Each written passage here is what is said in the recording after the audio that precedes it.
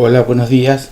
Lo que vamos a ver ahora es la segunda parte del tema mamposterías, estructuras macizas. Ya vimos en la clase anterior la parte que correspondía a pilares y muros. Hoy vamos a ver arcos, bóvedas y cúpulas. En esta clase, al principio, como siempre, vamos a hacer un breve repaso, digamos, de las clases anteriores para entrar en el tema en sí de esta clase. Vamos a ver primero lo que corresponde al tema de arcos, los trazados de arcos, cómo se predimensionan, y luego vamos a entrar al final en la parte de bóvedas y cúpulas para ver cómo se genera la superficie y cómo se resuelve el tipo de apoyo para cada una de ellas.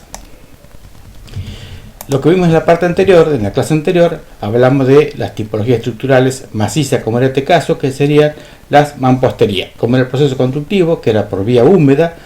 Cuando se incorporan los mampuestos, que sería el ladrillo en este caso, lleva el mortero o una mezcla, como comúnmente se la llama, y es un proceso artesanal. Esa mezcla, digamos, que tiene cemento o cal, tiene agua, por eso es por vía húmeda, y eso produce un proceso químico que luego endurece para formar ese muro del que estamos hablando. Como materiales de estos mampuestos que teníamos, a veces se hacen con tierra y con hormigón simple o ciclópeo. En ese caso hay que moldear la tierra, entonces lleva un encofrado. Ese encofrado se va llenando, se va apisonando con la tierra, a veces tierra con cemento para hacerla más resistente, y luego ese encofrado se va corriendo para hacer lo que sería un muro con esa tierra compactada y cementicia. Y si no, con mampuesto, como sería el caso de piedras, adobes, ladrillos o bloques. Eso es lo que vimos anteriormente. La parte de equilibrio resistente, que también tiene que ver con este caso, cuando tenemos fuerzas normales actuando, como en este caso, que son dos fuerzas actuando en el eje sobre una pieza, esa pieza trata de acortarse dos secciones, como aparecen aquí, paralelas. Cuando por efecto de esa carga tratan de aproximarse, decimos que hay acortamiento, entonces está sometida esa pieza a esfuerzo de compresión. Cuando predimensionamos, ¿qué es lo que hacemos? Buscamos que esa carga que está actuando, que es la carga N, se equilibre en función de la sección de la pieza y del material con el que está construido. Ese equilibrio, ¿cómo se da? Si tomamos la sección de la pieza, como esta que aparece acá, en cada cuadrito de esto que se ve acá, que sería un centímetro cuadrado, aparece una reacción propia del material, que es lo que llamamos el sigma admisible de ese material. Si sumamos todos esos cuadritos o multiplicamos el número de cuadritos por el valor del sigma, tendríamos la fuerza resistente de toda la sección, que es la que va a equilibrar a esta carga N. Si queremos calcular esta pieza, lo que hacemos es dividir la carga N en el sigma admisible para saber cuál es la sección que necesitamos. Si la sección ya está predimensionada, ya está existente, lo que hacemos es dividir la carga N en la sección existente y verificamos cuál es la tensión real, digamos, en cada uno de estos cuadritos, que sería el sigma real, y lo comparamos con el admisible, y tiene que ser menor, digamos, que ese sigma admisible para que la pieza esté correctamente predimensionada. Cuando dimensionamos la sección, entonces depende de la carga. Cuando mayor es la carga, mayor es la sección que necesitamos, y el material. Cuando el material es más resistente, necesitamos menos sección para equilibrar la misma carga. La carga generalmente la medimos en kilos o toneladas, lo que le llamamos la carga N, y el material es lo que llamamos recién el sigma admisible en kilogramos sobre centímetros cuadrados. Acá hay un problema cuando hablamos de piezas que son sometidas a esfuerzo de compresión, que es el tema de la esbeltez y lo que llamamos el pandeo. La esbeltez es una flexión lateral. Yo tengo acá una pieza que llamo una pieza corta, la someto a dos fuerzas N que la van a comprimir, y esa pieza puede soportar, digamos, esa carga N sin tener ningún problema. Pero si esa misma pieza fuera con el doble de largo, como aparece acá, acá aparece esta flexión lateral, que es producto de la compresión. Es lo que llamamos el pandeo o flexión lateral. Eso que ven con línea de trazo roja es la deformación de esa pieza, porque la esbeltez de la pieza, que es lo que llamamos a la relación que hay entre la longitud y la sección, produce esa deformación lateral por efecto de la carga de compresión. Acá tenemos un modelo como los pilares que veíamos en las clases anteriores. Esto que aparece en amarillo aquí son sólidos, y lo que aparece en negro son juntas elásticas para acusar las deformaciones que se producen. Cuando yo comprimo esa pieza, si esa pieza es muy esbelta, se va a flexar lateralmente en el sentido de la menor dimensión. Entonces la esbeltez decimos que es la relación que hay entre la longitud y la sección, el lado menor fundamentalmente. Si la pieza esta que aparece acá como amarillo fuera de sección cuadrada, se puede pandear en cualquiera de los dos sentidos, pero si fuera rectangular, se va a pandear en el sentido del lado menor. Entonces ese lado menor es el que me está dando a mí la posibilidad de que exista un pandeo frente a esa esbeltez que es la relación entre la longitud y ese lado menor.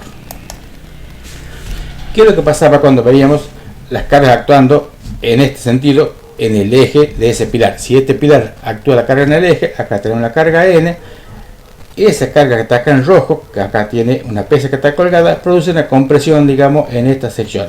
Esto que aparece aquí como una tabla que amarilla arriba y otra abajo, tiene una junta elástica, acá es un resorte que permiten acusar deformaciones. Cuando yo coloco la carga justo en el eje, las tensiones son iguales y se produce este esquema de tensiones reales, que son las que van a dar un gráfico como este que aparece aquí, que es rectangular. Si yo veo acá en esta aguja que aparece arriba, cuando yo la cargo acá, esta madera de arriba va a descender, digamos, va a aplastar un poco ese resorte y en los dos lados va a ser igual. Entonces acá aparecen deformaciones, esta aguja sube, digamos, esta también, y las dos tienen la misma deformación. Decimos que es una carga centrada. Si yo la carga la desplazo un poco del eje, como en este caso, va a haber mayor tensión en este borde cercano a la carga que en el otro. Y acá vemos la diferencia que hay entre una aguja y otra, cuánto subió una y cuánto subió la otra. Y este es el diagrama con la carga es excéntrica cuando no corresponde al eje, es un diagrama de tipo trapecial, pero está dentro del tercio medio. Acá vemos que está dividido en 3 la base y esta fuerza todavía está dentro del tercio medio. Cuando esa carga se coloca en el borde del tercio medio, el diagrama ya cambia y se hace un diagrama triangular, como en este caso que está puesto acá. Y acá vemos las deformaciones. Acá no ocurre ninguna deformación, la aguja esta permanece justo en la línea original, digamos, sin la carga, y esta sube el doble de esta que estaba originalmente con este diagrama rectangular. Esta tensión que aparece en ese triángulo es el doble de la original y en el otro punto es 0. Es evidente que ese diagrama rectangular y este diagrama triangular en superficie son iguales porque las tensiones tienen que ser iguales para equilibrar la misma carga. Si a esta medida que tenemos acá en el rectángulo lo cortamos por acá así, este triángulo que nos queda abajo es el triángulo que lo ponemos acá y tenemos la misma superficie del triángulo que el rectángulo. Por eso esta medida es el doble de aquella. ¿Qué pasa cuando la carga se salía del tercio medio? Este sería el caso. Ya aparecen esfuerzos de tracción. Acá vemos la aguja como esta se levanta mucho y esta desciende. Quiere decir que acá el elemento este se ha traccionado, se ha levantado esta pieza superior con respecto a la inferior. Y aparece este diagrama triangular doble con efectos de tracción y efectos de compresión. Es justamente lo que no queremos que suceda en una estructura de mampostería, porque no puede soportar esfuerzos de tracción o son muy bajos lo que puede soportar como tensiones de tracción. Esa sería una carga fuera del tercio medio, que es lo que veíamos en los pilares. Lo mismo va a pasar, digamos, cuando analicemos el tema de arco, que ya vamos a ver más adelante. Lo que vimos en la clase anterior eran, dentro de las tipologías estructurales macizas, lo que son pilares y muros. El pilar es un elemento puntual, digamos, en una planta de estructura, un elemento que recibe la carga en forma puntual, y el muro, un elemento lineal que soporta la carga a lo largo de ese muro, que sería un caso como este que aparece acá. Lo que vamos a ver ahora son arcos, bóveda y cúpula. El arco también es una carga lineal la que soporta, similar al pilar, pero tiene esta ventaja de tener los vanos para poder circular o pasar de un lado a otro. En cambio la bóveda, en vez de ser lineal como esto, es superficial, y la cúpula es también superficial. Se generan de diferentes formas, ya vamos a ver cómo. Soluciones constructivas de mampostería, decíamos que pueden ser en adobe, en piedra, en ladrillo o en bloque, que son los más usados, digamos, como elementos de mampuestos. Y eso lo vimos hasta ahora. Este es el tema, digamos, de la clase de hoy, después de este breve recordatorio. Veamos con el tema de arcos, arrancando con la parte histórica. Históricamente, ¿cuál fue el problema en la arquitectura? Salvar luces. Yo tengo una distancia entre apoyos y tengo que salvar luces con el elemento ese horizontal que aparece para dejar este paso aquí abajo. Lo más antiguo que había, digamos, desde los petros trabajando en la flexión, así entre comillas flexión, no trabajan en la flexión, no pueden trabajar, es muy mínimo, digamos, el trabajo de flexión que reciben, es el trilítico. El sistema trilítico son 3 piedras, los apoyos y el dintel, esto que se ve acá. Ese trabajo a flexión, así entre comillas, como aparece acá, porque cuando hay flexión hay compresión y tracción juntos en ese momento, la piedra no puede soportar el esfuerzo de tracción, hace que esta luz o separación entre apoyos sea muy pequeña, digamos, porque ese no es un elemento apropiado para ese tipo de trabajo. Si ustedes ven cualquier estructura hecha con piedra, van a ver que la distancia que hay entre apoyo y apoyo es mínima, y si se fijan acá, el lleno y el vacío, van a ver que hay una relación muy parecida, son casi iguales. Después apareció esto que vemos acá, que es lo que llamamos el falso arco. ¿Qué es esto? Una construcción con piedra, donde la piedra se va desplazando muy poco, digamos, hasta formar este arco, digamos, que llamamos falso arco, porque no está trabajando la compresión, sino que estas piedras, cuando van saliendo, son como voladizos. Entonces está actuando a la flexión también. Y acá sí lo que tenemos es un arco. El arco fue la gran solución para salvar luces con un elemento como la piedra en esa antigüedad, que es un elemento de compresión. Yo tengo acá arcos de piedra y arcos de mampostería, donde la luz, digamos, que puedo salvar es mucho más grande y con el mismo elemento, pero trabajando adecuadamente porque hace un trabajo de compresión. Fue una gran solución, digamos, al problema que había de salvar luces.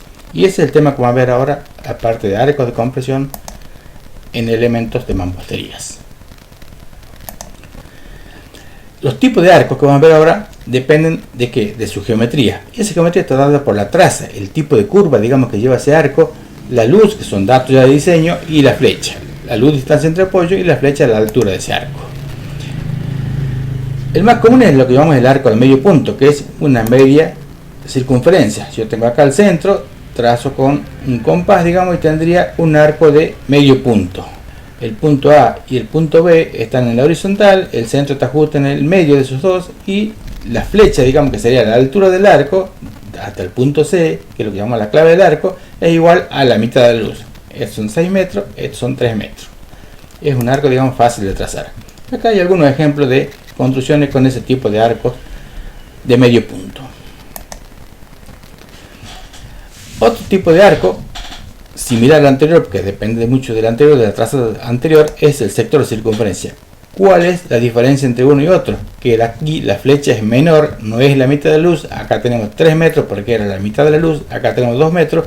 Esto es lo que llamamos un arco sector de circunferencia o un arco rebajado. Ahora el centro está puesto aquí abajo, no está en la horizontal que une el apoyo A con el apoyo B, sino que está más abajo. Cuando yo quiero trazar este arco, que también es muy fácil trazar porque tiene un centro, lo que tengo que hacer es encontrar dónde va a estar la posición de ese centro para trazarlo. Sabemos que por simetría en este eje vertical ahí va a estar ubicado el centro, lo que no sabemos en qué posición va a estar sobre ese eje. Pero sí sabemos que la curva va a pasar por C, va a pasar por A y va a pasar por B. Si yo uno C y B en este caso como si fuera una cuerda, trazo desde la mitad una normal hasta que se corta con el eje del arco y ahí tengo determinado gráficamente ese centro del arco sector de circunferencia. La flecha entonces es menor que la mitad de la luz. Y acá tenemos algunos ejemplos de lo que llamamos arcos rebajados o sector de circunferencia. También fácil de trazar y fácil de construir porque depende de un centro cuando uno construye lo que se llama cimbra o molde para hacer el arco. Después aparece el arco parabólico. El arco parabólico ya es un poco más complejo en cuanto a su trazado, pero responde mejor a la condición, digamos, que tiene que tener el arco de trabajo a la compresión. Cuando yo trazo una parábola, el método gráfico, digamos, para trazar la parábola, ¿cuál es? Yo tengo esta medida, que es la flecha de 2 metros, esa flecha la coloco de nuevo aquí arriba, o sea que tendría 4 metros entre el punto y este, trazo esas dos líneas que une el vértice que acabo de encontrar con el apoyo A al apoyo B, lo divido en partes iguales a cada una de las caras y voy uniendo la primera de acá con la última de la otra del frente, y así trazando cada una de estas líneas que van a ser las tangentes a ese arco parabólico que voy a construir. Ese es el método gráfico, digamos, de trazado. Y acá tenemos algunos ejemplos de arcos parabólicos construidos con ese trazado de curva. Veamos ahora, en función del tipo de arco y la geometría que hablamos recién, otros tipos de arcos que son menos comunes. El arco de herradura. El arco de herradura también tiene un centro. Acá ven que está el centro, está trazado el arco, pero se va cerrando hacia abajo. O sea que la luz que queda libre, el paso es menor que la luz del arco. Y acá ven que teníamos 6 metros en el arco anterior se cortaba en este punto. Acá sigue bajando la curva y se disminuye lo que sería el paso en ese arco de herradura. Se van cerrando hacia abajo. Otro tipo de arco es el arco llamado ojival o equilátero. Yo tengo acá una circunferencia. Si yo tengo dentro de la circunferencia este triángulo equilátero que aparece acá, en cada uno de estos vértices que acabo de encontrar con el triángulo inscripto en la circunferencia, A y B son los centros de las trazas de los dos arcos, digamos, que corresponden a los laterales. Yo hago centro en A con el radio de 6 metros, en este caso que teníamos antes, y trazo esta curva. Ahora hago centro en B con este otro radio y trazo la otra curva y ahí tendría ese arco ojival. Y acá vemos que la luz es 6 metros y la flecha es 5,20, o sea que es más parecido a una parábola, digamos, o un arco peraltado, se llama, cuando tiene mayor altura que los del primer caso que veíamos, que era el del arco de medio punto. Acá hay algún ejemplo, el correo de acá de Tucumán, donde tenemos este tipo de arcos ojivales. Y acá tenemos otro tipo de arco, el arco conopial, que es un arco que tiene 4 centros. Cada una de esas curvas del arco está trazada con un centro que está a 1/4 de la luz. Acá tenemos el centro para esta curva, acá tenemos el centro para la curva de arriba, y así se traza, digamos, lo que ven en rojo, el eje de ese arco conopial. La misma luz del anterior y la misma flecha del arco a medio punto, 6 metros y 3 metros respectivamente. Y acá tenemos algunos ejemplos de ese tipo de arco. Veamos el comportamiento estructural del arco ya para ir entrando en tema y ver cómo se diseña y cómo se predimensiona un arco de mampostería. Podemos asimilar al arco como un pilar de eje curvo. Así vamos a hacer cuando queramos predimensionar ese pilar al principio. El arco medio punto decíamos que era el más sencillo para trazar y vamos a hacer el análisis sobre este arco de medio punto, que no es el de mejor traza para un arco de mampostería. Ya vamos a ver por qué. Acá yo me hago dos preguntas. Dice, las cargas se trasladan hasta los apoyos por el eje del arco, o sea, este eje rojo que aparece acá, por ahí van a bajar las cargas hasta llegar al apoyo. Y si esto fuera así, dice, las reacciones en los apoyos son verticales tangente al eje del arco. La otra pregunta, SRB y RA que aparece acá, porque como allá es tangente a la curva en el apoyo, ese eje que tenemos en rojo, uno podría suponer que esa reacción es vertical y este es vertical si es que la carga se traslada por ese eje. Y vamos a ver, digamos, qué ocurre con esto. Yo tengo acá un modelo similar al anterior que tenía el pilar, con esto que estaba en amarillo, que decíamos que eran módulos rígidos, y la parte negra son juntas elásticas que permiten apreciar deformaciones en estos modelos que vamos a trabajar ahora para ver su comportamiento del arco. Si yo al arco ese le pongo la mano encima como aparece acá y le hago una tensión, digamos, lo voy apretando al arco, ¿qué va a pasar con el arco? Se va a desplazar el apoyo. Si yo me fijo, ese apoyo acá, que estaba justo acá, hay un rodillo justo en este punto, ahora se va a desplazar hacia afuera y ven cómo se ha corrido, digamos, a llegar ese borde al borde de esta base en negra. O sea que el arco tiene un empuje. Cuando yo lo apreté de aquí, se corre de los dos orillas. ¿Yo qué puedo hacer para solucionar esto? Este que aparece en rojo aquí es una madrita, digamos, en ese marco, que en ese modelo, que tiene una bisagra en ese punto y puede girar. La giro hacia adentro, le pongo un tope. Cuando lo comprimo, ese arco hace tope en ese borde rojo y no se puede desplazar. Significa que ese arco, para cargas verticales, además de soportar esas cargas verticales acá en la base, que sería esta parte negra, para hacer un cálculo rápido, digo, yo le pongo aquí 20 kilos cuando estoy apretando, se vienen 10 kilos para acá y 10 kilos para acá si aprieto justo la mitad. Esa carga vertical me la da aquí, y la carga horizontal, ese empuje del arco que trata de abrirse aquí en la base, lo voy a absorber, digamos, con este borde en rojo que está puesto ahí. Entonces este sería el modelo estructural, la deformación frente al empuje, y cuál sería la solución de apoyo. Evitar que esto se abra, digamos, abajo, evitar que ese empuje desplace la base del arco. La parte negra soluciona, decíamos recién, la carga vertical, y la parte roja soluciona la parte de empuje o carga horizontal, esfuerzo horizontal.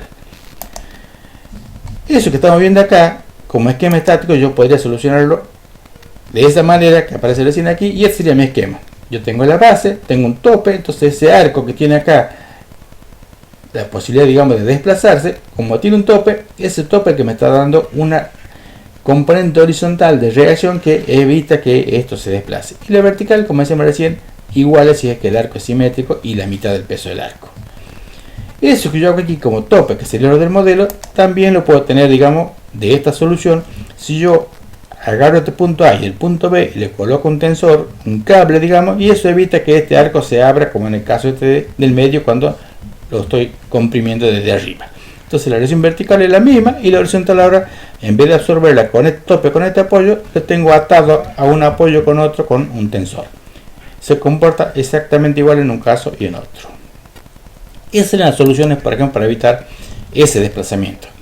Tiene cargas verticales y cargas horizontales en el apoyo, entonces, como reacciones. Cuando analizamos el arco tenemos que comparar, digamos, con el cable, lo que sería un cable funicular y un antifunicular, y vamos a ir viendo cuál es la comparación que hay entre un caso y otro. Si yo tengo acá en el primer gráfico un cable que sería este rojo y le pongo una carga aquí en el medio, ese cable va a tomar esta forma y se va a equilibrar. Si yo en vez de poner una carga le pongo 2, va a tomar otra forma que sería este que sigue acá y va a tener 3 caras, digamos, 3 tramos ese en vez de 2 del anterior. Cada vez que le voy colocando una carga se va creando un nuevo tramo, vuelve a entrar en equilibrio esa cadena y se queda con la forma apropiada para ese esfuerzo de tracción, que es el único que puede tener una cadena o un hilo. Cada vez que le vaya agregando cargas, se van a ir haciendo cada vez más tramos, y por último, si fuera este caso, donde en vez de las cargas estas ya sería una carga distribuida a lo largo del cable, como una cadena, donde yo digo que la cadena tiene como carga el eslabón, digamos, entonces cada uno de los eslabones es una carga, y entonces la curva que va a tomar esa va a ser esto que aparece acá, que es lo que se llama una catenaria. Todo esto serían trabajos de tracción, que es el único que puede soportar un hilo o una cadena porque no tiene ningún tipo de rigidez. Si yo eso lo invierto y lo pongo al revés, como sería este caso, sería exactamente el comportamiento, pero ahora con esfuerzo de compresión. Para la misma carga central que yo tenía acá, si yo lo invierto y le pongo la carga acá, esa barra y esa barra ahora están comprimidas, tienen que ser barras rígidas, por supuesto, ahora. Y para cada caso voy haciendo la misma solución y el efecto es exactamente el mismo. Acá para tracción y acá para compresión. Cuando yo hablo del arco, si estoy hablando de un arco que soporta únicamente su peso propio, la curva ideal de ese arco sería la que toma la cadena frente a su peso propio, o sea, la curva de una catenaria. Ese sería, digamos, el funicular en este caso, y este sería un antifunicular de carga. Esto tiene relación con los diagramas que ustedes hacían para resolver gráficamente los sistemas de carga con polígonos funiculares, y con eso vamos a trabajar después para el arco. Acá tiene un esquema de un arco. Este arco tiene un eje, cada dovela, se llama cada una de las piedras, se llama dovela, la clave de la piedra central, el apoyo está en A, el apoyo está en B, acá está el eje del arco, y lo que yo tengo que hacer es que cada una de estas piedras que tiene ese arco, que tiene un peso determinado, se trasladen hasta A y hasta B, y quiero ver cómo se traslada. Esa sería, digamos, mi tarea ahora. Acá tienen una foto del arco, la luz del arco sería la distancia que hay entre apoyos, o sea, del eje del arco al eje del arco en el apoyo. La flecha es la altura entre sus dos apoyos, la horizontal, hasta la piedra central, que sería la clave. Esa es la flecha del arco, son las dos dimensiones con las que yo voy a manejar siempre. La clave se llama la piedra central, decíamos recién. El arranque de la piedra que está justo en el apoyo, y dovela cada una de esas piedras que componen ese arco. Esos son los elementos del arco con el que voy a trabajar yo. En este caso es la foto de un arco de piedra. Sigamos con el tema del cable del arco, el funicular y el antifunicular, que es lo que vimos recién para una estructura de tracción y una estructura de compresión. Si yo cuelgo una cadena como esta que está puesta acá, esa cadena que tiene como único peso propio el de cada uno de los eslabones distribuida a lo largo de la cadena, va a tomar esa curva que aparece ahí, que es lo que llamamos una catenaria. Esa curva puede variar si yo le cambio el tipo de carga. Si yo en vez de tener nada más que las cargas de la cadena le cuelgo carga de un lado más que del otro, se va a curvar en forma diferente, más de un lado que del otro, se va a tomar diferente curva y se va a ir adaptando, digamos, a cada estado nuevo de carga con una nueva curvatura para lograr ese equilibrio. Esa curva que está ahora, que yo le remarco aquí en rojo, que sería la curva de la catenaria, si yo la llevo a un arco, al arco ahora lo doy vuelta a la continuación para comparar las dos curvas, y tendría la curva esa de la cadena, que sería la curva ideal porque el esfuerzo de tracción únicamente, comparándola con el eje de ese arco de medio punto que tenía. Este es el eje del arco, el que viene usted de acá, y esta es la cadena. Este sería el ideal para que ese esfuerzo sea de tracción pura en la cadena y de compresión pura en el arco, y no vemos que no coincide, digamos, con lo que sería el eje del arco. La pregunta que hacemos recién, si las cargas descendían, digamos, hasta el apoyo por el eje del arco. Ya acabamos que eso no ocurre, sino que ocurre como está puesta esa cadena invertida, digamos, ahora con el arco. Si uno analiza cómo se comporta el funcionamiento del arco, se analiza a partir de las cargas de la dovela cómo llegan, digamos, hasta el apoyo. Yo tengo acá un arco, digamos, hecho con esferas o con cilindros, y cada una de esas dovelas, que sería cada uno de estos cilindros, cada una de estas esferas, tiene que llegar hacia el apoyo transmitiendo su carga. La dovela central, digamos que es la primera, que tiene un peso propio determinado, Ese peso propio se va a trasladar a las dos dovelas que siguen, como aparece en esta fuerza en celeste.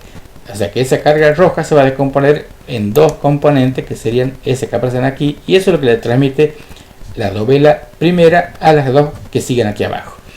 Cuando esa fuerza celeste llega a la dovela de abajo, se va a sumar al peso propio de la dovela siguiente. O sea que acá va a haber una suma y va a aparecer una nueva componente de esas dos fuerzas que aparecen recién.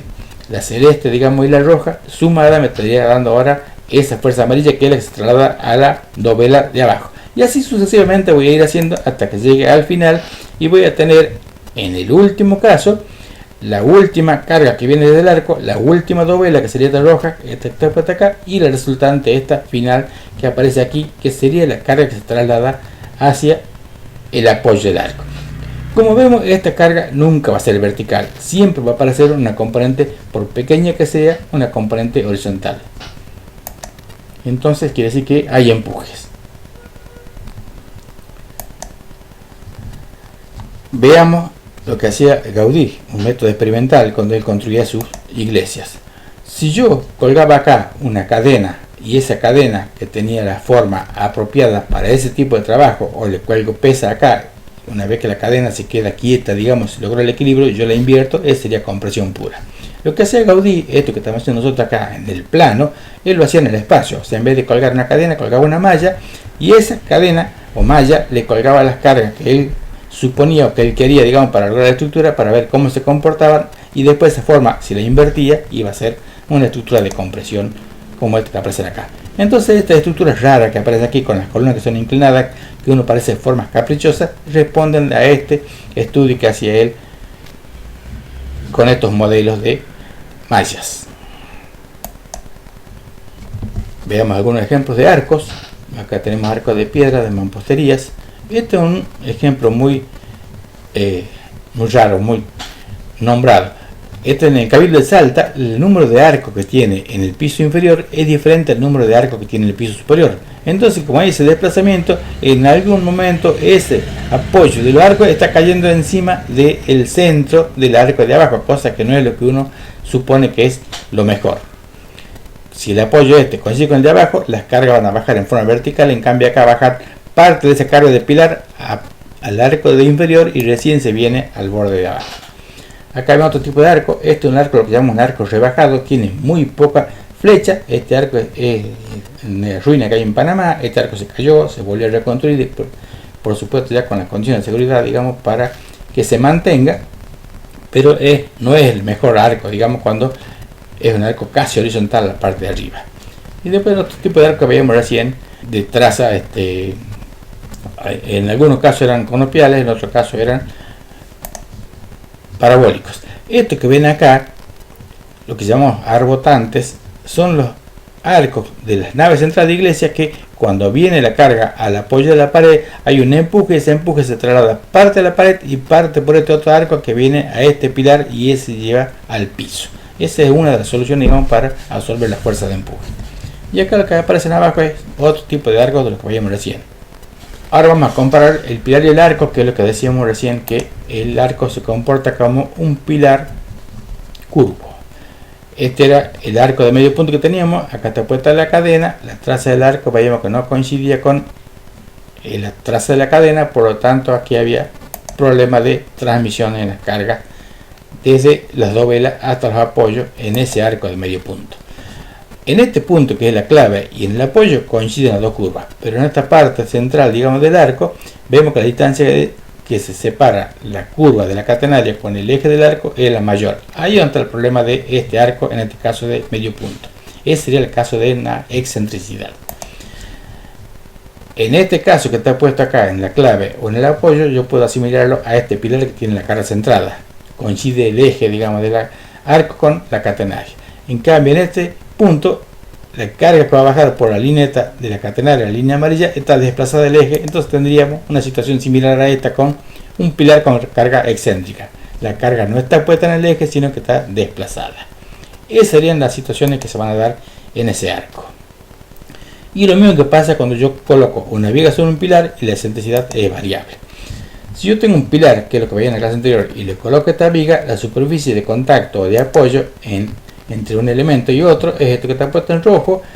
Todo el pilar recibe la carga, entonces esa entrada de la carga que recibe coincide con el eje del peso propio, que sería el eje del pilar, y la suma de las dos están colocadas en la misma recta de acción, entonces el diagrama de tensión es uniforme. Todo el pilar recibe la misma carga en su superficie. Si yo voy desplazando la viga hacia el costado, se corre la superficie de contacto, se corre la resultante, digamos, de la carga que se transmite. Entonces, cuando yo compongo esta carga P con la carga G del peso propio, esa resultante final me sale desplazada del eje. Y aparece este diagrama trapezial que veíamos recién. Si lo sigo corriendo, va a aparecer un diagrama cuando esa superficie que me transmite la carga le sume la carga P con la carga G y esa resultante me caiga en el borde del tercio medio, aparecía este diagrama triangular. Y si sigo corriendo eso, va a aparecer este problema, que es justamente lo que yo no quiero que aparezca en mampostería, que es el problema de tracción en esta cara del pilar, porque esto se salió del tercio medio y tengo este diagrama triangular doble, una parte que está comprimida y una parte que está traccionada. Eso va a pasar, digamos, con el pilar cuando no coincida el eje del pilar, del arco, perdón, con eso que llamamos la catenaria o la curva ideal para ese tipo de arco. Veamos cómo se diseña un arco ahora. Los datos que yo tengo son la luz, la flecha y el material con el que voy a construir. Con esos datos yo voy a ver cuál es la geometría del arco, o sea, qué tipo de arco voy a usar para el diseño que quiero. Acá tengo un arco de medio punto, que es lo que vimos primero, un arco rebajado, que es un sector de circunferencia, o sea, es el arco parecido al anterior, pero que tiene flecha menor a la mitad de la luz, y un arco parabólico. Acá tengo tres situaciones de arco. Vamos a trabajar con uno de ellos, con el arco rebajado. Acá vemos que este es el centro, decimos que la flecha es menor que la mitad de la luz. Yo puedo determinar el centro, como decía recién, que va a estar sobre esta línea. Trazaba esta cuerda entre B y C, a la mitad trazo una normal, entonces cortan, ahí tengo el centro de este arco. Cuando yo predimensiono mi pilar, yo decía que mi pilar estaba en función de su esbeltez, que no tendría que ser 10 veces más la altura que el lado menor. Acá para el arco es exactamente lo mismo, y yo considero como que es un pilar que tiene esta longitud de B a C, o sea que es la cuerda, como si fuera un pilar. Entonces con esa longitud yo tengo que verificar que no se pase de 10 la esbeltez de ese arco que voy a trabajar, asimilándolo a un pilar. Yo tengo trazado ya acá, entonces tengo que ver cuánto pesa el arco, la dimensión de la sección según la esbeltez, que es lo que estamos hablando recién, como si fuera un pilar que tiene como altura la cuerda de medio arco, que sería la que va desde C hasta B. Entonces yo aquí tengo dos cuestiones. Primero, con esa longitud yo voy a verificar que no se pase de la medida que yo tengo como máxima, digamos, la relación máxima, que sería de 10 para la esbeltez. Si este arco tiene 6 metros de luz, acá tengo 3 metros en medio arco. Si estos son 3 metros, es evidente que esta de C a B es más de 3 metros. Por lo tanto, no podría tener un arco, si lo asimilo a un pilar, de 30 por 30, que sería el pilar más chico, porque ese me admite una medida máxima de 3 metros, que sería 10 veces el lado. Como esto ya se pasó, ya me tengo que ir a la medida siguiente, que seguramente va a ser 45 por 45, tomando el módulo de ladrillo, así que estamos trabajando con ladrillos. Como esquema estático, trabajamos con medio arco. Yo tomo el eje este que pasa por la clave, tomo medio arco, la otra mitad se comporta exactamente igual, entonces analizo medio arco. Entonces lo que hacemos es, cuando retiramos este medio arco, estamos reemplazando ese medio arco por una carga horizontal, que sería el empuje de ese arco que estoy sacando para que esté en equilibrio. Acá tenemos una cadena, como en el caso anterior. Esa cadena, cuando yo la cuelgue de los dos extremos, va a tomar la curva en función de su peso propio, que serían los eslabones, y va a tener esas reacciones que aparece aquí tangente en ese punto a la curva de la catenaria. Esa siempre va a ser inclinada, o sea que hay una carga que es vertical como componente y una carga horizontal. Siempre va a aparecer la horizontal, que es el empuje que aparece en la cadena y que después va a aparecer en el arco. Si esto es simétrico, la vertical de acá y la vertical de acá son iguales, equivale a la mitad del peso de la cadena. Y esto horizontal va a depender del tipo de curvatura que tome esa cadena. Si fuera una cadena más corta, la curvatura de la cadena a lo mejor viene por acá, entonces esta va a ser más horizontal. Siempre la vertical va a ser la misma porque es media cadena, pero va a aumentar la fuerza horizontal de empuje en cada uno de los lados. ¿Qué pasa si yo la cadena la corto por la mitad? La corto acá. Como esta fuerza es tangente a la cadena, acá la componente es horizontal, la resultante horizontal en esa dirección en este punto, y acá sigue siendo inclinada. Esa horizontal no soporta nada del peso de la cadena, pues son cargas gravitatorias. Esa horizontal se va a equilibrar con la componente horizontal de la reacción. Y esa inclinada que tiene acá, que tiene la componente vertical, esa componente vertical es igual al peso de toda esta media cadena. Entonces, eso que vemos acá es lo que vamos a hacer cuando hacemos el arco. Tomamos medio arco para trabajar, reemplazamos la otra mitad del arco que estamos sacando por esa fuerza que sería la que le da el otro medio arco para estabilizarlo, lo que llamamos RC o reacción en el punto C. En el punto B, que sería el apoyo, o en el A si tomamos la otra mitad, tenemos la componente vertical, que sería igual que esta componente vertical, una horizontal, porque va a ser inclinada la carga que va a llegar. Esa horizontal RBH tiene que ser igual a RC para que esté en equilibrio, y esta carga R, el total del peso de arco, se va a venir a este apoyo, o sea que RB vertical tiene que ser igual a R. Yo tengo que determinar cuánto vale R y dónde está ubicada para saber cuál es la carga que va a recibir el apoyo B. Ese sería mi esquema estático de ese medio arco. Vamos a hacer un diagrama de carga simplificado. Vamos a dividir el arco en lo que se llaman en sectores o dovelas, sobre la cuerda o sobre el eje del arco, y vamos a sacar el peso de cada una. Acá lo que hicimos es dividir ese arco en partes iguales, dividiéndolo sobre la cuerda del arco. O sea que a esta medida que en ese arco tenía 6 metros, este es 3 metros, yo lo divido en partes iguales. Tengo 1, 2, 3, 4, 5, 6, quiere decir que cada una tiene 50 centímetros. O sea que desde acá hasta acá es 50 centímetros, que es lo que yo medí acá en la cuerda. Partes iguales sobre la cuerda.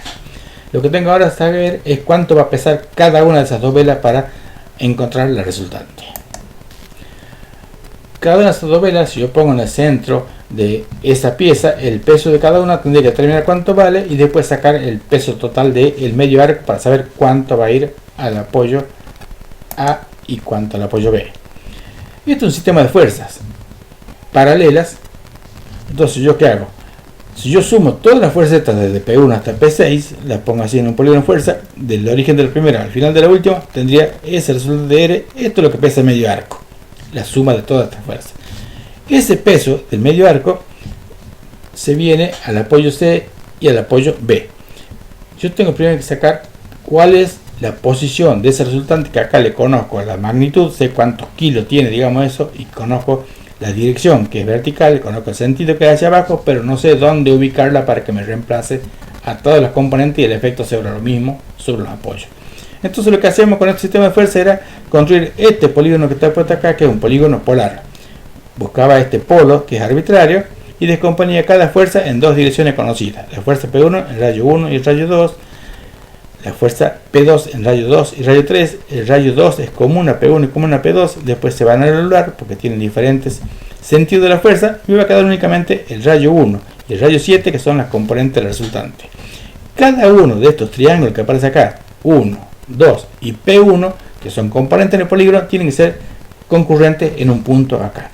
Entonces lo que hacemos es prolongar las direcciones de cada una de las fuerzas que tenemos conocidas de las dos velas, y ahora vamos a trazar con estas direcciones del polígono polar nuestro polígono funicular. Decíamos que 1, 2 y P1 se cortan en un punto, entonces yo ya la conozco a P1 que está puesta acá, trazo la 1, se cortó acá, por acá trazo la 2, y así voy trazando las fuerzas que siguen hasta llegar a la última fuerza. Decíamos que todas se iban a anular también, y que la 1 y la 7 en este caso son las componentes del resultante. Donde se corta la 1 con la 7, por ahí pasa el resultante. Entonces prolongo la 1, prolongo la 7, que es la última, se corta en este punto, ahí está pasando el resultante. Si yo el resultante le elevo acá, podría colocarla en ese arco, en este punto, digamos, en la misma dirección, y reemplazar a todas las fuerzas de cada dos velas por una única carga en la parte superior del arco. Entonces ya tengo determinado cuánto pesa medio arco y dónde está ubicada esa fuerza. Ahora me queda saber cómo se traslada a los apoyos esa carga. El resultante, digamos, la tengo. Vamos a ver ahora el tema de las reacciones. Cuánto va para el apoyo C y cuánto va para el apoyo B. Esta es la fuerza que yo conozco. Eso es lo que pesa medio arco la fuerza que está puesta en amarilla. Acá conozco la intensidad de la fuerza, la dirección del sentido, y acá conozco la posición, digamos, de esa fuerza. Es evidente que cuando yo haga este cálculo, si las dos velas yo las dividí en la planta y decíamos que era 50 centímetros, la longitud de estas dos velas para la carga P1 es menor que la dos velas esta y menor que esta dos velas. Quiere decir que estas dos velas cerca del apoyo son más largas, van a pesar más. Si las cargas van aumentando, a pesar que están puestas a la misma distancia, ese resultante se va a desplazar hacia el sentido de las cargas mayores, que serían cercanas al apoyo. Por eso no está puesto justo en la mitad del medio arco. Conozco ahora entonces la posición de la fuerza resultante del medio arco. Ahora busco las reacciones.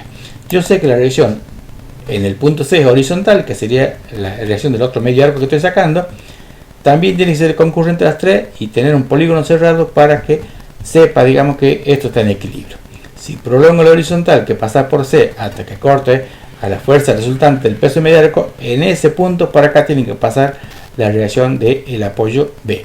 El apoyo B ya lo conozco porque está puesto acá, entonces tengo este punto y ese me definen la recta, digamos, o dirección de la reacción. RA o RB depende de qué apoyo esté trabajando. Entonces ya conozco cuánto vale la resultante de carga, conozco las direcciones y tendría que trazar ahora para saber cuánto va a cada uno de los apoyos y después trazar lo que llamamos un polígono funicular para ver la línea de presiones. Esto es lo que hicimos recién. La carga la saqué recién, donde está ubicada, saqué la dirección horizontal que es RC, saqué la inclinación de RA. Con esas dos, digamos, yo puedo hacer un polígono de fuerza y saber cuántos kilos va para RA y cuántos kilos va para RC del peso de medio arco, haciendo este polígono con las direcciones que acabo de determinar. Esto está en la escala de fuerza, mido acá en la escala y sé, digamos, los kilos que va a cada uno. Lo que voy a hacer ahora es lo que llamamos un antifunicular o línea de presiones, que es el camino de las fuerzas que van a ir desde el arco de cada dos velas hasta llegar al apoyo. Esto que tenemos acá es el polígono de fuerza para sacar cuál era la posición de la resultante que tenemos recién. ¿Cuál es la diferencia ahora? Que esa resultante R que tenemos puesta acá, que tenía como componente el rayo 1 y el rayo 7, donde se cortaban esos dos, ahí tenía la posición de la resultante. Ahora ese resultante tiene como componente la horizontal de RC y la inclinada de RA. O sea que voy a determinar un nuevo polo, este que está puesto acá. Por acá trazo una paralela RA, por acá RC, y acá determino un nuevo polo, digamos, en ese caso, en este punto, y ahí voy a trazar cada uno de los rayos para las fuerzas que componen las dos velas, desde P1 hasta P6. Con este nuevo polígono polar voy a construir ahora mi polígono funicular sobre el arco. Este que sería RC y este que sería el rayo 2, componente de P1, se van a cortar en este punto, y así voy a ir trazando cada uno de esos rayos que están puestos acá en color naranja hasta que me corten a las componentes de las dos velas, y ese que aparece aquí como esta línea de color naranja es lo que llamamos antifunicular o línea de presiones. Ese es el camino, digamos, que van a seguir las fuerzas para llegar al arco y el que tengo que comparar con mi eje de arco que yo diseñé para saber si no se sale de ese tercio medio y verificar dónde está la máxima excentricidad. Entonces acá ubico la línea de presiones, que es esa que acabo de poner en rojo, y veo en cada punto cuál es la excentricidad. Por supuesto que a mí me interesa la máxima, que sería en este sector aproximadamente. Entonces acá tengo que medir cuánto hay entre un eje y la otra línea de presiones, y esa sería la excentricidad máxima, que es la que tengo que verificar que no se salga de ese tercio medio del espesor total del arco, que sería este que está puesto acá. Si no, habría fuerza de tracción, que es lo que decíamos recién. Entonces, como si se sale de ahí, entonces ese arco no sirve, digamos, tengo que corregir la traza o buscarle otra solución. Veamos el tema de excentricidades.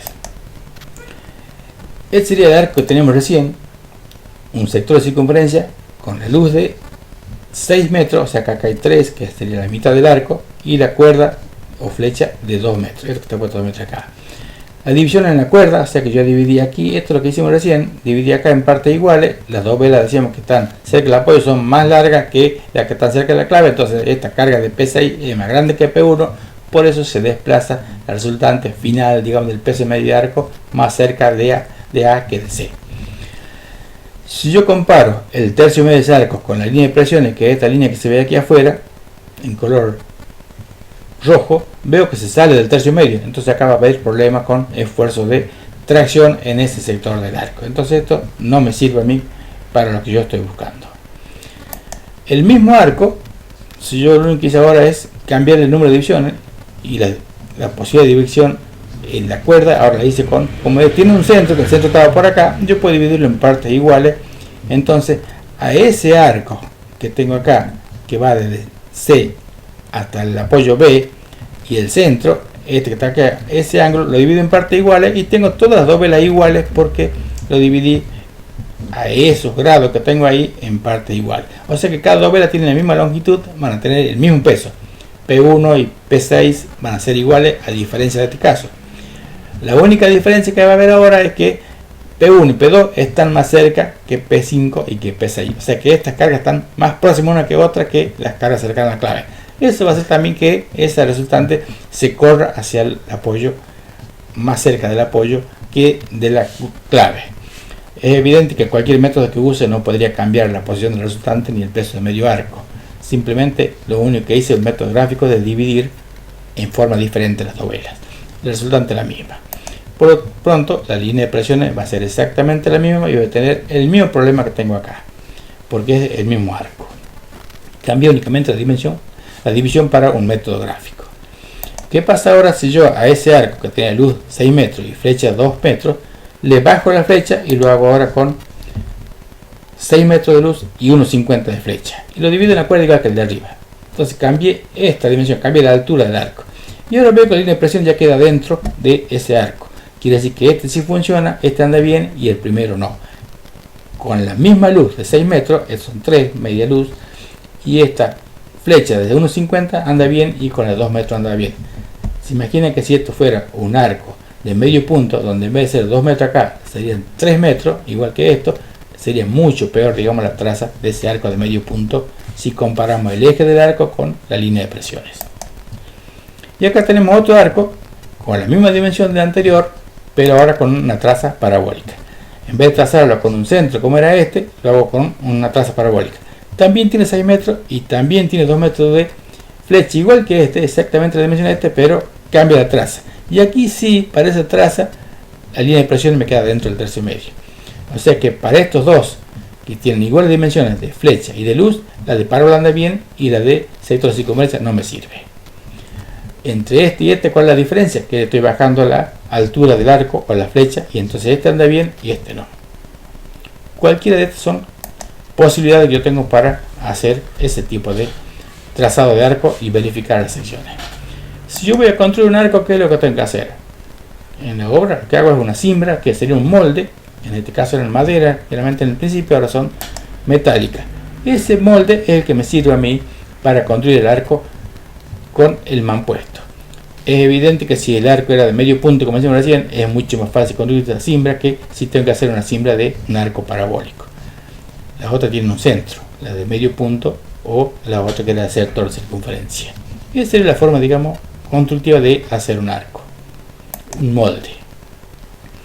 Veamos ahora qué pasa con el pilar. Cuando ese arco llega al apoyo, ¿qué va a pasar con ese pilar? Yo acá tengo datos, digamos, del pilar, base mayor, base menor, porque va a ser un pilar en talud, el espesor del pilar, que seguramente va a ser el espesor del arco también, la altura del pilar, el valor de RB, que sería la carga que recibe, o sea, la reacción del arco, y tensión admisible de mampostería y del terreno cuando llega al piso. ¿Cómo lo voy a verificar a esto? Primero verifico la esbeltez. Yo digo que la esbeltez no puede ser más de 10. Entonces divido la altura en el lado menor y no tendría que pasar de 10. Si el pilar tuviera 3,50 m, sabemos que no puede tener un pilar 30 por 30. De hecho, ya el arco venía con 45 de medida, así que seguramente esa medida va a ser la que se va a trasladar hacia abajo. Y después tengo que ajustar las dimensiones, porque si yo tengo un pilar, decíamos, 3,50 y lo divido en 10 me da 35. No puedo hacer un pilar de 35, tengo que hacerlo de 30 o de 40. El de 30 no me sirve, el de 45, perdón, sería la otra medida que la voy a usar cuando ajusto al módulo de ladrillo. Si fuera en piedra o otro material, tengo que ajustar al módulo, digamos, de ese mampuesto. Y acá tenemos el caso del pilar. Acá tenemos un arco, en vez de ser un arco aislado como era el anterior, acá hay un arco que tiene encima una carga de una pared.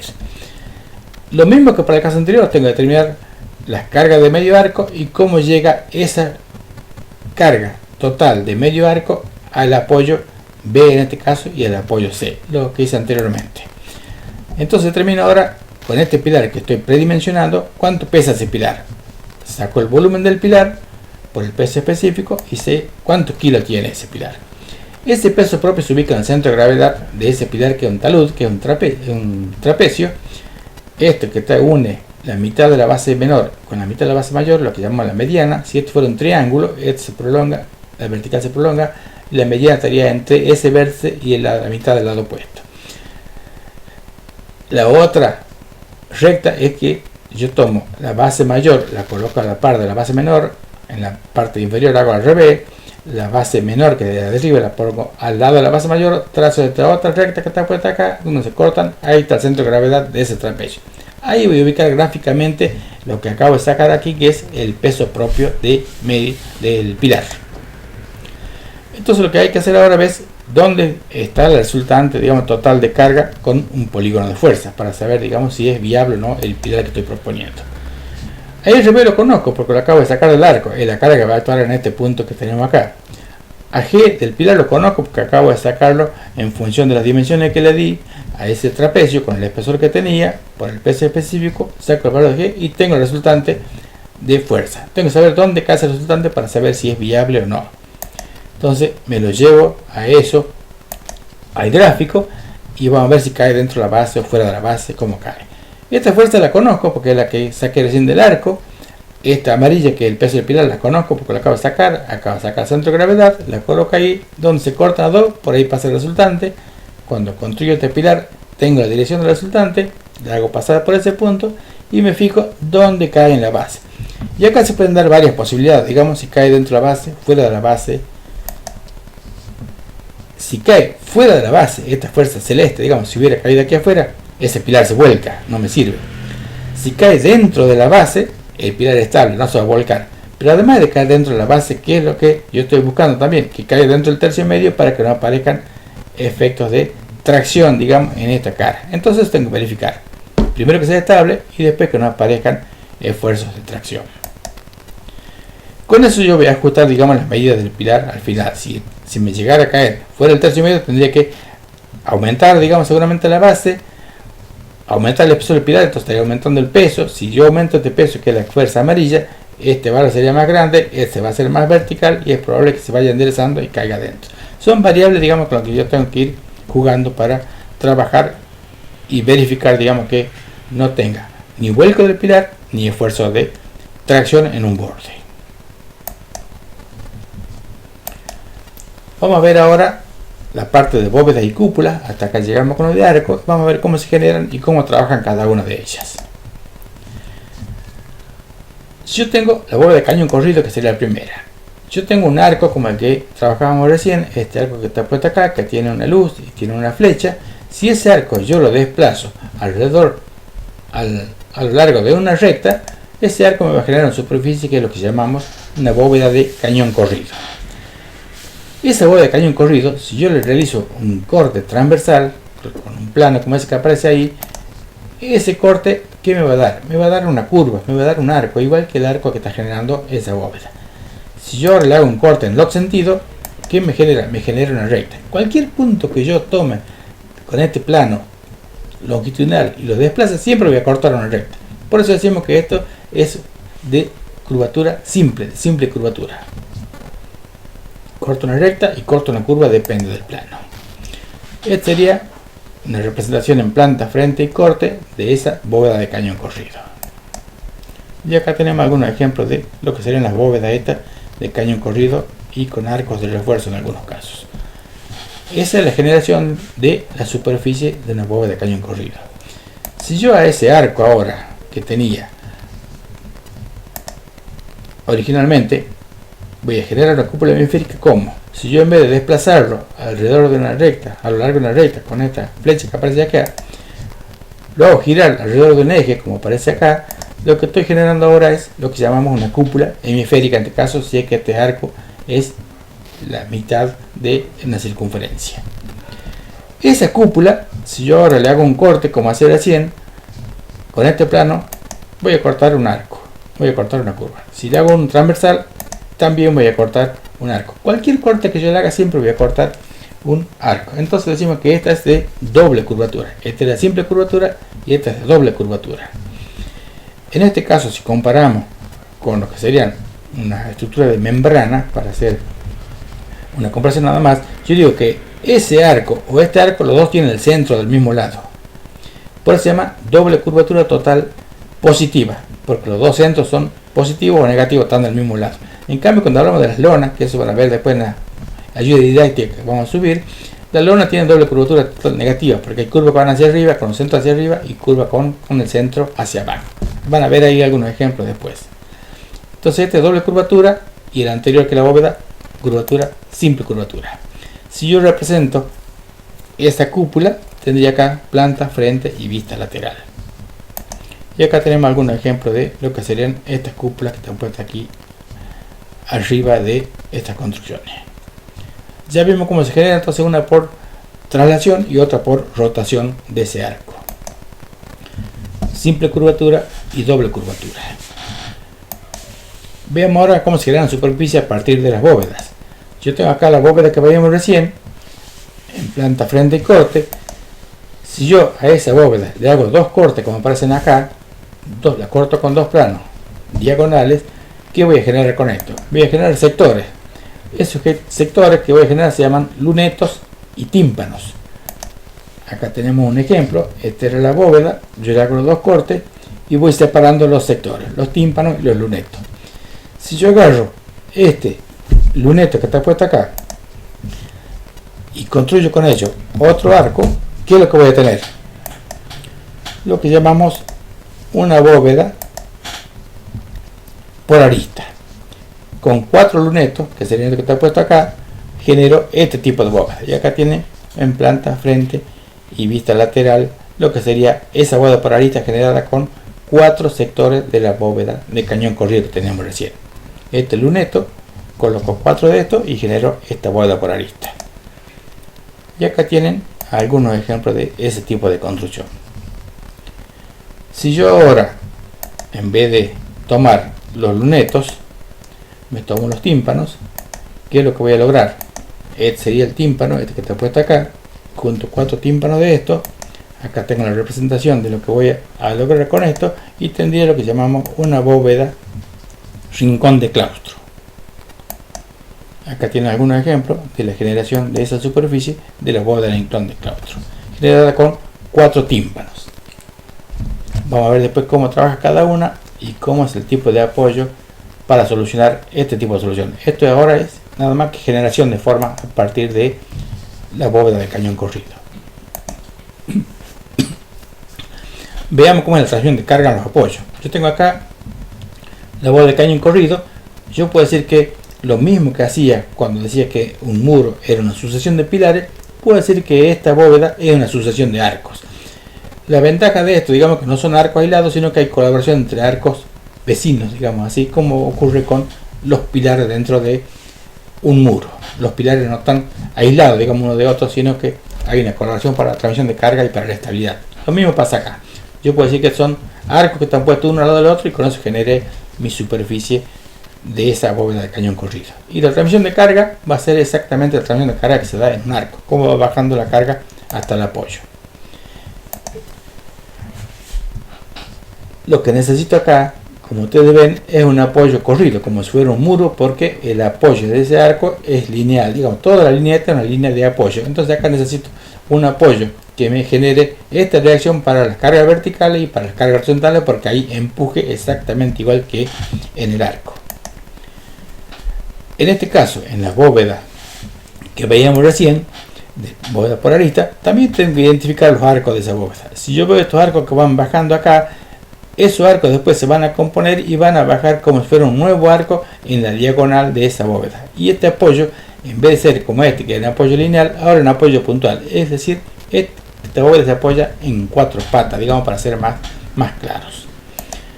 Entonces, los arcos se van a trasladar hasta los arcos diagonales y a través de ese arco diagonal van a llegar al apoyo. Que es lo que vimos recién cuando había gráfico de esto donde aparece una especie de refuerzo, digamos, cuando uno ve los arcos estos de la bóveda por arista en las diagonales.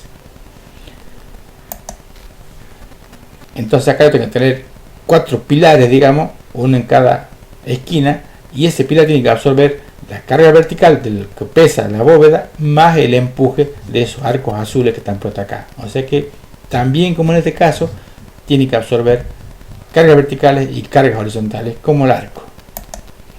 Si yo tomo ahora la otra bóveda que vayamos recién, la del rincón de claustro, es similar a este caso. El apoyo también acá es corrido y también tiene que tener un diseño del pilar para que absorba fuerzas verticales y fuerzas horizontales, que serían los empujes.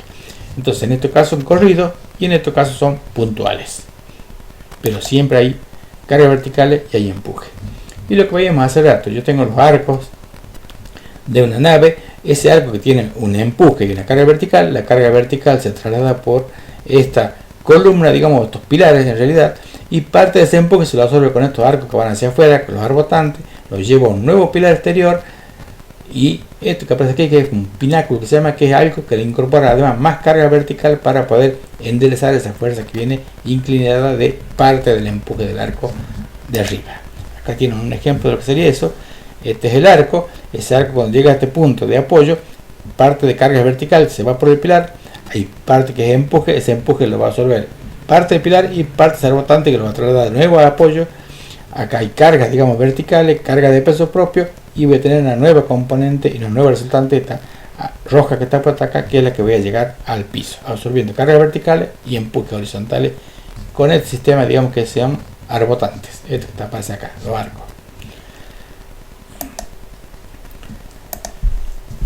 Veamos cómo sería la transmisión de carga en los apoyos en la bóveda de caño corrido y en el rincón de claustro, que son las dos que necesitan apoyos continuos.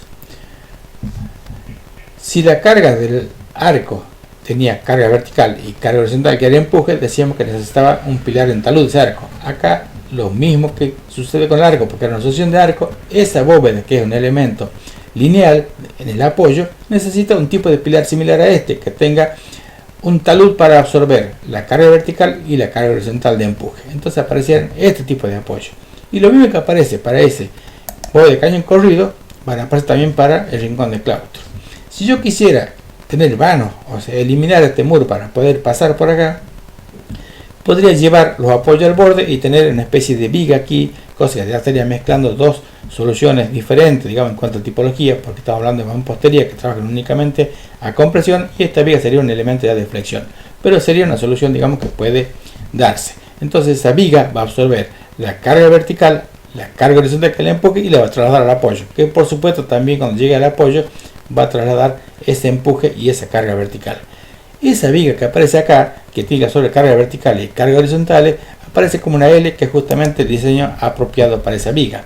La carga que llega de la bóveda es inclinada, entonces parte de la carga es horizontal, parte vertical. Entonces con cada una de estas alas de esa viga la voy a absorber para tener esa relación, digamos, roja, que sería la del medio, que equilibra a la carga inclinada de arriba. Cuando esa viga se apoya en los bordes, va a pasar exactamente lo mismo, va a llegar como una carga inclinada, que es la reacción de cada punta de la viga sobre el pilar. También tengo el peso propio del pilar, tengo que componerla y sacar la nueva resultante para evitar que haya o tracciones de acá o que haya vuelcos y se cae fuera. Lo mismo análisis que veíamos recién. Otra solución, digamos, si yo quiero seguir trabajando con estructuras de mampostería, que es lo que estamos viendo ahora, y no poner esta viga, que es un elemento estructural diferente ya para trabajar la flexión, podría perforar esa estructura de mampostería también con arco. Entonces siempre voy a trabajar con mampostería y siempre va a estar trabajando en la compresión. Y lo mismo que hago, digamos, en ese bóveda de cañón corrido, podría hacerla en el de rincón de claustro. El rincón de claustro también necesita el apoyo corrido, como la bóveda esta que teníamos recién de cañón corrido. Y ahora, en vez de tener en dos caras, ahora necesito las 4 caras porque tenemos 4 apoyos.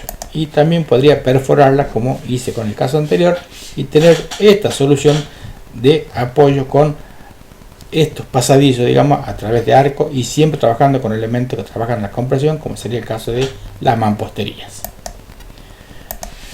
Veamos ahora con la bóveda de rincón de claustro y la bóveda por arista. ¿Qué pasa? Que acá hay apoyo continuo y hay apoyos puntuales. En la bóveda de rincón de claustro yo también podría haber hecho lo mismo que hice recién, sacar digamos el muro y colocar esa viga que era una viga en L, y esa viga se traslada después al apoyo. Por supuesto que la carga de estos arcos que está puesta acá, que vienen a este pilar tiene talud. La viga esta va a tener el empuje igual que tenía en el otro caso los pilares, entonces esa forma del apoyo va a ser adecuada para sobre los empujes de el arco que recibe en forma lineal, que sería en la careta del arco, y el empuje que recibe de la reacción de la viga en los dos extremos. En cambio, cuando hablamos de la bóveda por arista, que se apoyaba en las cuatro patas, decíamos que venían por las diagonales las cargas. Cada uno de los arcos estos se compone con el arco vecino y aparece como resultante un arco en diagonal. Si yo pongo un pilar en talud en esa diagonal, en la misma línea de diagonal, con eso voy a absorber las cargas que llegan inclinadas como componente vertical y como componente horizontal que la está empujando. Entonces esa es una solución. Y la otra solución sería ponerle un pilar en L para que absorba digamos los empujes de estos arcos, y esos dos componentes digamos de la L me van a dar como resultante la diagonal también, que es por donde vienen las cargas. Son posibles soluciones digamos de apoyo para esta bóveda que está apoyada en cuatro patas digamos. Otra solución sería para esta bóveda, si yo quiero absorber los empujes, ponerle tensores. Puedo poner dos tensores en diagonales, entonces con eso evito que esto se abra, digamos, esas patas del arco diagonal, y únicamente va a llegar carga vertical al apoyo. Por lo tanto, podría tener un pilar directamente de eje recto para soportar la carga vertical. También puedo poner tensores en los bordes, en las cuatro caras, sería exactamente lo mismo. Entonces la carga que va a llegar al pilar es la carga vertical, no va a llegar empuje, porque todos los empujes estoy absorbiendo con estos tensores que tienen acá a la vuelta. La diferencia como solución entre este caso y este caso es que acá tengo dos tensores que están atravesando el espacio, y eso van a crear un plano virtual horizontal digamos en este tipo de construcción, que visualmente digamos no sería lo mejor. Y acá sería el caso de los apoyos que vemos recién. En este caso, que tengo un apoyo en la diagonal, recibe la carga inclinada de ese arco que venía en la diagonal, que a su vez recibía de los dos arcos vecinos digamos. Cuando llega al pilar aparece una fuerza inclinada, la carga vertical del pilar y la componente que va al piso. Y en este caso exactamente lo mismo, la carga que llega en la diagonal se decompone en las dos direcciones del ángulo este que forman los dos pilares, y tendríamos la misma situación.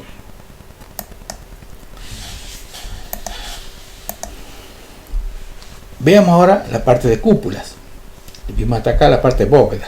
Yo tengo acá una cúpula que es la que se generaba por rotación de ese arco que tengo acá. Si esa cúpula yo le corto planos verticales como aparece este cuadrado, la meto en la planta cuadrada, me quedaría esto que aparece acá en la vista lateral y en la vista de frente. Ese que aparece ahí es lo que se llama una cúpula bahía. Lo que hice yo a esa cúpula, que era una cúpula hemisférica como si fuera una media naranja, le corté en cuatro planos los laterales, digamos, hice inscribirlo digamos en una planta cuadrada, esa planta circular, y tendría lo que llamamos una cúpula bahía, que se va a apoyar ahora en cuatro patas en vez de el apoyo a la vuelta que teníamos. Si yo ahora lo corto con un plano horizontal, si lo corto así aquí arriba y le saco esta tapa, es lo que estoy sacando, lo que llamamos el casquete esférico. Esa sería la parte superior de esa cúpula. Y lo que me queda acá abajo, cuando le saco la parte de arriba, es lo que se llama triángulo esférico o pechina. Eso es lo que hace que yo pueda apoyar una cúpula en una planta cuadrada cuando el origen, digamos, como generación era una planta circular. Y esto que se hace en una iglesia, por ejemplo, cuando se cruzan las dos naves, la nave principal y la nave transversal, se genera un cuadrado por lo general ahí, y ahí puede apoyar, digamos, en las cuatro esquinas de ese cuadrado la cúpula central de la iglesia. Esto que ven acá, eso que se ve ahí sería la pechina o el triángulo esférico.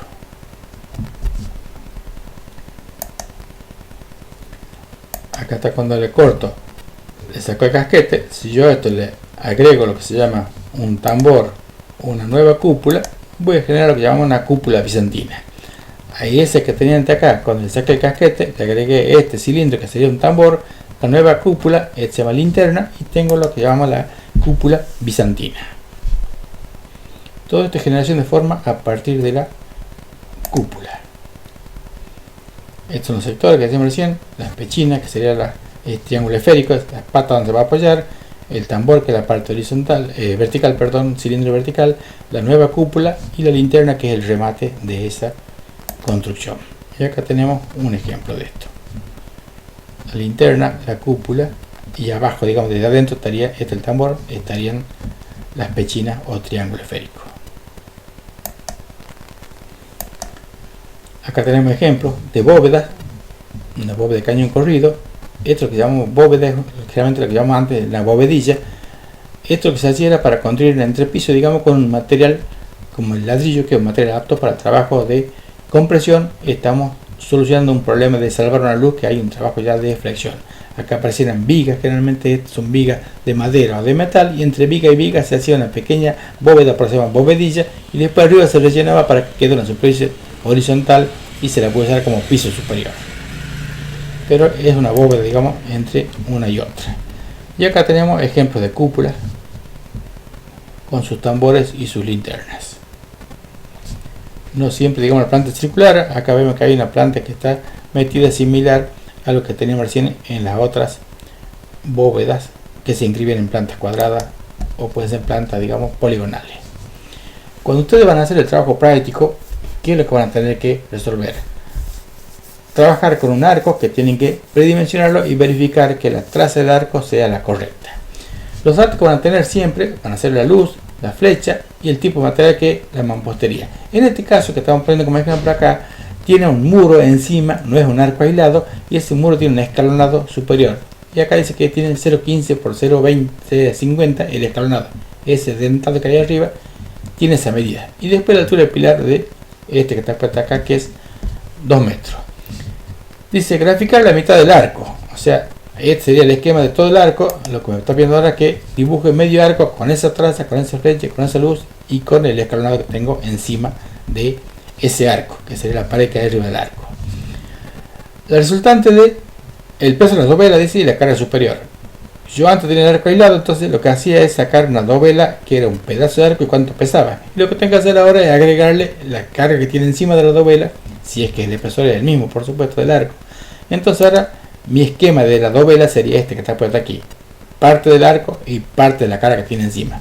Y yo, una vez que determino eso, le tengo que sacar cuánto pesa cada uno, ubicar a la fuerza, y con eso voy a hacer después la suma de todas, sacar el peso de medio arco y ubicar la resultante de ese medio arco que está puesto acá, que sería el punto C. Para eso hacía el polígono de fuerza, polígono polar y polígono funicular. Yo acá tengo todas las dovelas, por supuesto la de el borde va a ser más grande, más pesada, digamos, esta. Entonces esa fuerza, cuando yo sume con esta toda, se me va a desplazar de la mitad hacia el lado del apoyo, como hacía recién en los otros arcos.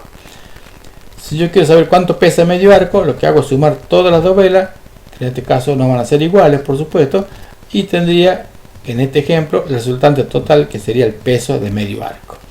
Si yo quiero saber dónde está ubicado ese peso de medio arco, tendría que buscar con este polígono funicular, pongo un polo, descompongo cada una de las fuerzas en dos direcciones y trazo mi polígono funicular.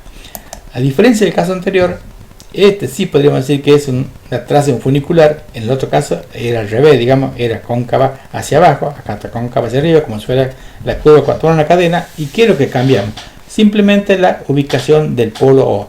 En vez de estar puesto acá, en el otro caso estaba puesto en este punto, era al revés, digamos, entonces me daba la curva al revés.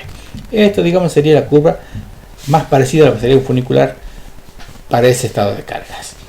Entonces yo con ese polígono polar, que este que está puesto acá, que lo hice después de hacer el polígono de fuerza, trazo esto que sería el polígono funicular y encuentro la posición de la resultante, que está entre el primero y el último rayo donde se cortan. Ahí está colocada esa resultante.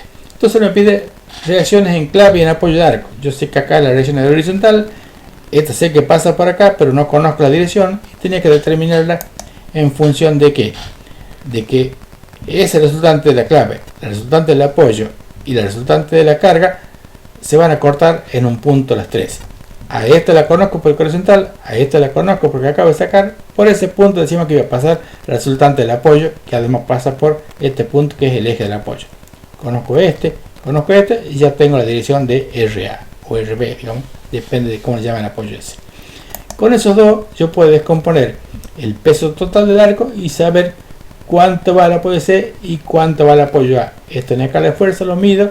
Yo digo en RC tengo esta dirección, en RA o RB como le llame, tengo esta dirección y ya conozco, digamos, cuántos son los kilos, digamos, de carga que va cada uno de los apoyos. Después me pide la línea de presiones, el antifunicular. Este ya era para verificar la traza del arco. ¿Qué es lo que hacía? Con ese nuevo polo que encontré aquí, voy a trazar nuevos rayos, digamos, para descomponer cada una de las fuerzas en dos direcciones, y voy a trazar ahora el funicular, como hacía recién. Esto que está puesto en azul ahora sería el polígono funicular, usando esta dirección nueva de los rayos que están acá. Y ese que tengo que comparar, digamos, que no se salga del tercio medio de mi arco, para ver si esto es viable, que es lo que está hablando acá cuando verifique la excentricidad. Después hice verificación de tensiones en la clave y en el arranque. ¿Qué es lo que tengo que hacer acá? Es verificar que la fuerza esta RC que aparece acá, si yo la divido en la sección del arco, no me pase del admisible de la mampostería. Y lo mismo tengo que hacer para RA. Es evidente que RA es mayor que RC, o sea que si RA me da bien, RC también, porque el arco en este caso no varía su extensión. Las medidas, digamos, son iguales en espesor y en altura del arco. Por eso a veces van a ver ustedes que al ser menor RC y mayor RA, estos arcos arrancan con una medida y cuando se puede van disminuyendo hacia la clave del arco. En mampostería es más difícil hacerlo, digamos, porque el módulo de ladrillo es que me está condicionando las dimensiones. Si fuera un arco de hormigón, eso podría ser. Después me pide que analice los pilares de apoyo y que verifique la estabilidad del pilar, lo mismo que hicimos recién, la ubicación del resultante y cálculo de tensiones en la base del pilar.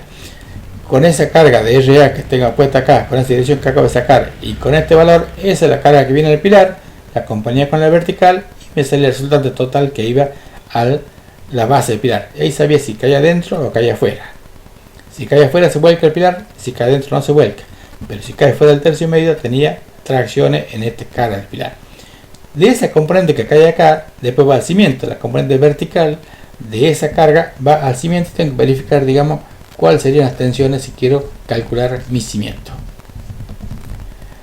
Dice cálculo de tensión en la base del pilar. Si yo acá conozco esa medida que le di de base mayor y conozco el espesor, puedo sacar la superficie. Si divido esa carga vertical, componente vertical de esa dirección, de esta que está puesta acá, que sería esta así, o sea el peso medio arco es lo mismo, dividida en esa sección, no me tienen que pasar del sigma admisible en este caso. Esa sería, digamos, la parte del práctico con un arco de sector de circunferencia. Puede aparecer otro ejemplo, exactamente va a ser lo mismo, pero ¿qué va a cambiar? Que la traza de este es un arco parabólico, o sea, tendría que trazar la parábola, hacer todo el procedimiento que hice recién exactamente lo mismo y verificar, digamos, cuál sería la traza para ese medio arco, si pasa por dentro del tercio medio o no. La traza de la parábola, decíamos recién que había que poner dos veces la flecha, trazar este triángulo, dividir en partes iguales y trazar las tangentes para determinar cuál sería la curva de esa parábola. Ese sería el eje de mi arco. En el trabajo práctico también van a aparecer soluciones de apoyo, que los que acabo de ver recién, para bóveda de rincón de claustro y para bóveda por arista. Hay que graficarse la bóveda, que sería esto que aparece aquí como vista de frente, de planta y vista lateral, y una croquis, digamos, en perspectiva para ambas bóvedas de base cuadrada con 8 metros de lado y altura 2,50 metros. Y después los elementos estructurales que transmiten la carga al terreno y alternativas de apoyo. En este caso decíamos que el apoyo era corrido, como un muro, y un muro en talud que tiene empuje. Y si yo quiero hacerle alguna perforación al muro, o le pongo la viga, cosa que decíamos que no es lo correcto en una estructura de mampostería que trabaja la compresión pura, y acá aparecería una viga que trabaja la flexión. Pero sí aparecían los arcos, digamos, dentro de la perforación de esos muros. En este caso, el apoyo es puntual, se para en las cuatro patas, digamos, esto no es corrido como el anterior. Si yo le pongo un elemento en la diagonal, le podría poner ese pilar con talud en la diagonal o un pilar en talud pero en L. Y después la otra era colocar los tensores o al borde en el cuadrado o en las dos diagonales y únicamente va la carga vertical en el apoyo. Esas son las alternativas de apoyo que vimos recién para este tipo de casos. Esto que tiene acá es una ayuda didáctica que alguna esta la vieron en la clase anterior, digamos, de la parte que sacamos del arquitecto de Díaz Puertas, del libro del arquitecto, donde tiene pilar, arco, bóveda y cúpulas también, digamos, en ese caso. En una parte, tiene pilar y muro. Y esta que es nueva, digamos, esta ya específicamente para el tema de la clase de hoy, tiene solamente arco, bóveda y cúpula con todo lo que acabamos de ver en la clase, que esta también la vamos a subir. Esto es todo, muchas gracias por su atención.